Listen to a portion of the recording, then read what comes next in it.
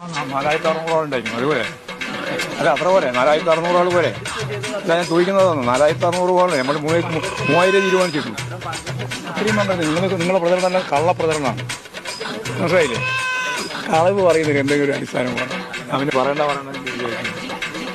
നിങ്ങൾ ആർക്ക് വേണ്ടി ബാധിക്കുന്നത്? അയ്യപ്പ സംഗമം പൊളിഞ്ഞു പോയി എന്ന് പറയാനാ? ആർക്ക് വേണ്ടിയാ? നിങ്ങൾ കണ്ടോ? വെറുതെ കള്ളപ്രചാരങ്ങൾ നടത്തുകയാണെന്ന്.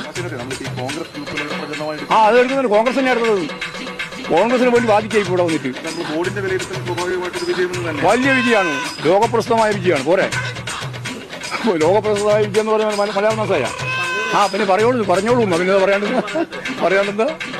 കള്ളപ്രചരണം നടത്താൻ വേണ്ടിയിട്ട് കുറെ മാധ്യമങ്ങൾ പുറകോട്ടിരിക്കുകയാണ്. എന്നിട്ട് അതിന്റെ മേലെ വ്യാഖ്യാനിക്കാൻ വിശദീകരിക്കാൻ വേണ്ടി എന്നോട് ചോദിക്കുക.